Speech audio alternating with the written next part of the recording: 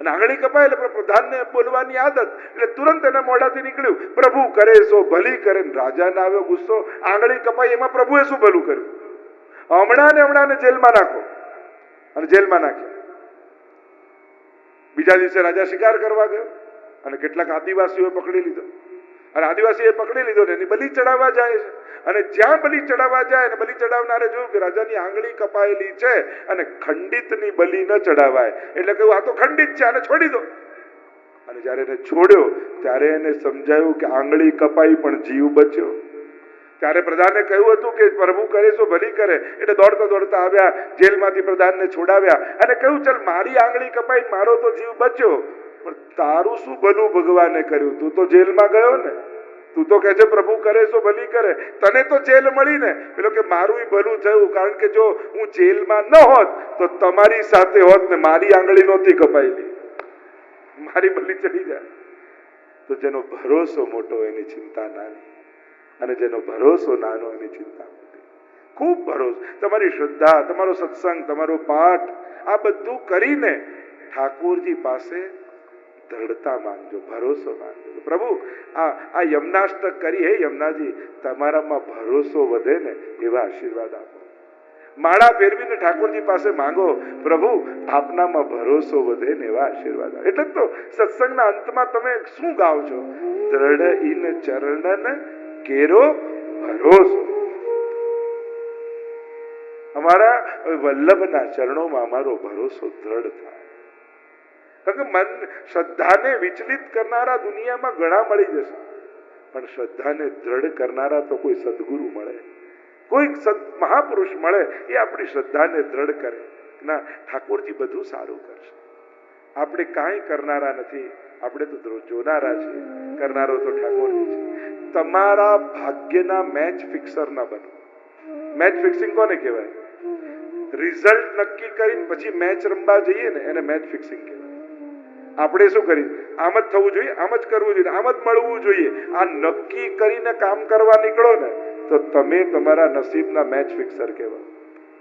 કોણ જાણે એના કરતા વધારે પણ મેળવીને આવી શકો છો. આપણને આપણા સામર્થ્યનું ભાન નથી હોતું કે હું કેટલું ઊંચું કૂદી શકીશ, ખબર નથી હોતું. રેકોર્ડ બનાવનારને પણ એ ખબર નથી હોતી કે આજે રેકોર્ડ બનવાનો છે. એ તો પ્રયાસ કરતો હોય છે, અને ઘણીવાર આપણો પ્રયાસ આપણી ધારણા કરતા વધારે આપનારો હોય છે. અને એટલા માટે પોતાના મેચ ફિક્સર ન બની જાઓ. રિઝલ્ટ નક્કી કરીને કે આટલું, કોણ જાણે આના કરતા વધારે તમારું સામર્થ્ય હોય. તમે જ તમારા લિમિટેશન નક્કી કરી દો છો. કર્મણ્યેવા અધિકાર હસ્તે, ભગવાને કર્મમાં તું સ્વતંત્ર છું, ફળમાં નહીં. એનો અર્થ એ નથી થતો કે ફળની આશા નહીં રાખવી, પણ તે ધાર્યું છે એ ફળની આશા ન રાખીશ. કદાચ તે ધાર્યું છે એના કરતા હું મોટું પણ આપી શકું એમ છે. માંગેલું મળે એ ઈચ્છો ને તો તમે માંગ્યું એ જ મળશે. પણ પ્રભુનું ધારેલું મળે એ માંગશો ને તો કદાચ તમે ધાર્યું એના કરતા મોટું. પેલું એમ કહેતા ને કે એક માં ને દીકરા દુકાનમાં ગયા અને બહુ માલ ખરીદ્યો બહેને. એટલે દુકાનવાળાને એમ થયું કે આ બહેન કાયમી ગ્રાહક બનેલા રે, એટલે ચોકલેટનો ડબ્બો ખોલ્યો, પેલા છોકરાને આપ્યું કે લે તારી મુઠ્ઠી ભરી લે, તારે જેટલું જોઈએ એટલું લઈ લે. પેલો કે ના મારે નથી જોયું. પેલો પાછો ડબ્બો ભરે કે લઈ લે, હું તને આપું છું, તને જેટલું જોઈએ એટલું મુઠ્ઠી ભરી લે. કે ના નથી. ત્રીજી વાર કહ્યું, પેલો છોકરો ના પાડે વારે ઘડીએ, એટલે પેલા દુકાનવાળાએ મુઠ્ઠો ભરીને પેલાના ખિસ્સામાં ભરી દીધો. બહાર આવ્યા એટલે પેલી મમ્મી ખીજાઈ, મારો દીકરો થઈ અને મફતના ચોકલેટની ના પાડે છે. અરે પેલો આપતો તો લઈ લેવું તું ને. અરે તારો દીકરો છું એટલે જ ના પાડી, કારણ કે મેં મુઠ્ઠી ભરી હોત તો નાનું આવત, પેલાએ મુઠ્ઠો ભર્યો તો વધારે આવ્યો. એમ તમારી મુઠ્ઠી ભરશો તો બહુ નાનું આવશે, એના કરતા ભગવાન આપશે ને તો ભગવાનની મુઠ્ઠી બહુ મોટી છે. ભગવાનનું દિલ બહુ મોટું છે, ભગવાનનો હાથ બહુ મોટો છે, ભગવાનની દાતારી બહુ મોટી છે. એટલે એના પર ભરોસો રાખો. જેટલો ભરોસો વધશે એટલી જીવનમાં ચિંતાઓ ઘટશે. અહીંયા જે ચર્ચા આપણે કરી રહ્યા છે, નગરાજાના દાનની કથા કહી રહ્યા છે. એટલે દાન એ આપણે ત્યાં એક પુણ્યના કર્મ રૂપે સ્વીકારાયું છે.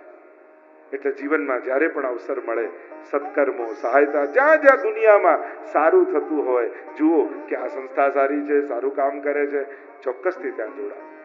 જ્યારે જ્યારે દુનિયામાં થતા સત્કાર્યોમાં સહભાગી થતા શીખો.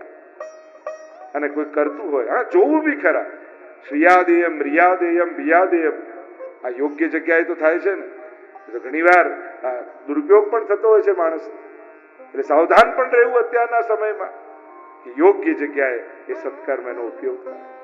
દાન, ભોગ અને નાશ, આ ત્રણ ગતિ ધનની બતાવી. અને ધનની એમ કહ્યું કે લક્ષ્મીજી સાથે ત્રણ સંબંધ માણસના. ઘણા મા રૂપે સ્વીકાર, ઘણા પત્ની રૂપે અને ઘણા દીકરી રૂપે. શ્રેષ્ઠ સંબંધ કયો છે તો કે દીકરી રૂપે. અને પિતાની ફરજ શું થાય કે યોગ્ય વર શોધીને દીકરીને પરણાવી દેવી. એમ લક્ષ્મીજીને જે દીકરી માને છે અને લક્ષ્મી માટેનો શ્રેષ્ઠ વર એ પરમાત્મા છે, અને એને ત્યાં પરણાવી દે ત્યારે જ એનું કલ્યાણ. જો આપણી પાસે હોય છે ધન અને પૈસો, સત્કાર્ય એને લક્ષ્મીનું રૂપ આપે છે. ઘણી વાર લોકો એમ કે આ લક્ષ્મીજીને પગ પાસે મુકાય,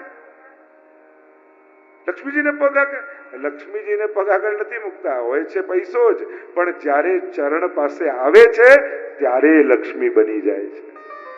તમે પૈસાને લક્ષ્મી બનાવો છો, એને યોગ્ય વિનિયોગ કરી એના યોગ્ય સ્થાને.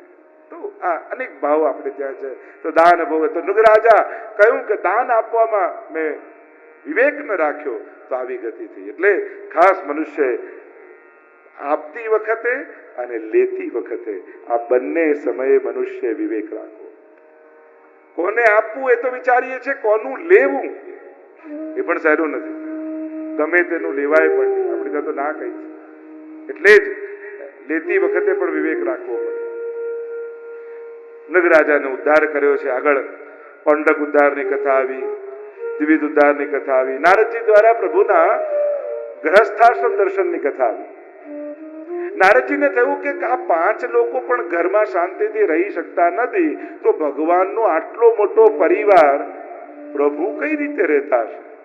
લાવ જઈને જોઉં તો ખરા. ઘણાને બીજાના ઘરમાં ડોક્યુ કરવાની બહુ આદત હોય, અને હવે તો પ્લેટફોર્મ પણ છે ને, ફેસબુક છે, ઇન્સ્ટાગ્રામ છે, ઘરે બેઠા બીજાના ઘરમાં ડોક્યુ કરવાની બારીઓ છે કે આ શું કરે છે. જો માણસ દુઃખી કેમ છે એનું એક જ કારણ, એને સુખી નથી થવું, એને બીજા કરતા વધારે સુખી થવું છે, એટલે જ દુઃખી છે. ખાલી સુખી થવું હોત ને તો બહુ સહેલું છે. આપણને કેવલ કોઈ વસ્તુઓ સુખ નથી આપતી, નહીં તો તમને ગમતી ગાડી, તમને ગમતું ઘર, તમને ગમતા ઘરેણા, તમને ગમતા કપડા બધું જ આપવામાં આવે, પણ એવા આઇલેન્ડમાં મૂકી દઈએ જે તમારા સિવાય કોઈ ના હોય, તો આમાંથી એકે વસ્તુ સુખ આપે? આપણને વસ્તુઓ સુખ નથી આપતી, આપણને કમ્પેરિઝન સુખ આપે છે. આના કરતા વધારે સુખી થયો, આના કરતા વધારે સારું છે, આના કરતા હું વિશેષ છું. ત્યારે કમ્પેર કરીએ છીએ ત્યારે માણસને સુખ મળે છે. અને દુઃખનું કારણ પણ એ જ હોય છે કે આપણને સુખી નથી થવું, આપણને બીજા કરતા વધારે સુખી થવું. અને જ્યારે તમે તમારા સુખને સ્પર્ધામાં મૂકો છો ત્યારે એ જ દુઃખનું કારણ થઈ જાય છે. એટલે ક્યાંય પોતાનો ગોલ નક્કી ન કરો, ક્યાંક અનંત બની જાય. જ્યારે તમે કોઈ સીમા નક્કી, આના જેવું થવું છે એટલે તમે તમારી લાઈન ખેંચી લીધી. તમે કદાચ એના કરતા આગળ જઈ શકત, પણ તમે તમારી બોર્ડર ખેંચી લીધી છે. ક્યારે પણ સીમા નક્કી ન કરો. ઘણી વાર લોકો એમ કે ને જીવનનો ગોલ શું, અને લોકો એટલા બધા લેક્ચર આપે ને, જે લાઈફનો આ ગોલ છે, લાઈફનો આ, અને મોટિવેશનના લેક્ચરમાં તો કેટલું બધું હોય. અરે મોટિવેટ બધા લોકોને ના કરાય. નાદાન લોકો બહુ મોટિવેટ થઈ જાય ને તો એ દુનિયામાં નુકસાનનું કારણ પણ બની જાય. ઘણા નાદાનોને મોટિવેટ થતા જોઈએ ને, મોટા મોટા ને સારા સારા પદો રોકીને બેસી જાય, હું કરી લઈશ, હું કરી લઈશ, હું કરી લઈશ. પણ આવડત પણ જોઈએ કે નહીં? દુનિયામાં ખાલી મોટિવેટ થવું જ જરૂરી નથી, યોગ્ય બનવું પણ જરૂરી છે. અને યોગ્ય લોકો યોગ્ય સ્થાને બેસે એ જરૂરી છે. તો જીવનનો ગોલ શું? એક જ ગોલ છે આખા લાઈફ જીવનનો, ઉત્તમ રીતે જીવવું. એ જ જીવનનો ગોલ છે કે તમારું જીવન શ્રેષ્ઠ રૂપે તમે જીવો, આનંદ રૂપે જીવો, આનંદથી જીવો. એનાથી મોટો કોઈ ગોલ ના હોય છે. કોઈ પણ વસ્તુ કે વ્યક્તિ જીવન કરતા મોટો નથી. ઘણી વાર લોકોના આપણે જયારે અખબારોમાં અને સાંભળીએ, આ એક્ઝામમાં ફેલ થયો સુસાઇડ કરી લીધું, આમાં ફેલ થયો સુસાઇડ કરી લીધું. અરે જીવનથી મોટું કાંઈ નથી. થોડીક ધીરજ રાખી હોત તો સમય બધું ગોઠવી દે. જેનો ઉકેલ તમે ન મેળવી શકતા હો એને સમય ઉપર છોડી દો, સમય બધું જ ગોઠવી દેશે.